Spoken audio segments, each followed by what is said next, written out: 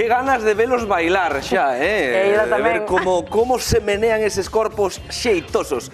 7:59 minutos da tarde, aquí estamos xa no noso sofá. O noso lugar favorito. Que ben estamos no noso sofá de contar historias fermosas que nos emocionan. Sí, sí.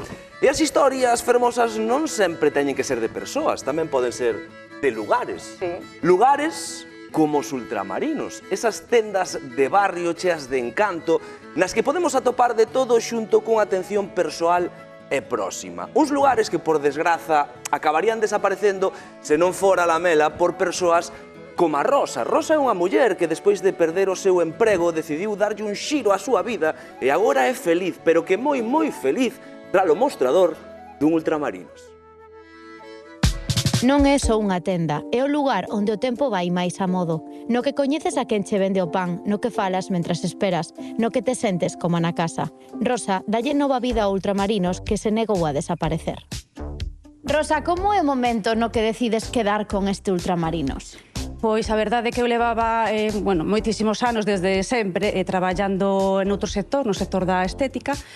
No verano pasán quedei en paro. Entereime de que a señora que rexentaba este local se iba a xubilar e decidín. E como é ese día a día coa clientela? Supoño que en vez de vir e mercar e marchar tamén quedan, falan, non facedes un pouquiño como de terapia. Sí, hai moita xente que sí, que ven a comprar as súas cousas de todos os días e sempre se comentan algunha cousa que lles pasa ou charlan un ratiño.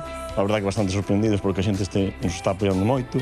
É unha iniciativa que tomamos e está resultando moi confortable todo. Vexote emocionado. Sí, me emociona. Por que esta emoción? Bueno, é que a vermeira significa moito para mí. Vivín aquí sempre, me criei aquí, meus pais son de aquí, e entonces, sí, me fai ilusión a verte. Supoño que se trato día a día cos teus veciños o que fai especial este negocio. Sí, indudablemente. Indudablemente. Que suporía pechar esta tenda nesta zona en concreto? Pois suporía que os veciños do redor quedarían sen unha tenda cerca, terían que coller o coche, si o sí, para facer a compra, para comprar calquera cousa.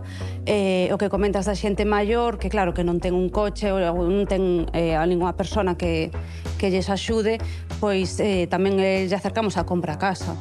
Hai barrios que non se entenden sen as súas tendas e hoxe Meirás pode presumir de seguir tendo a súa. O de sempre, aberto de novo. Barrios e aldeas como a miña, o no Santo, que, por exemplo, tamén a nosa tenda de confianza é unha segunda casa, que che vou dicir, estes lugares son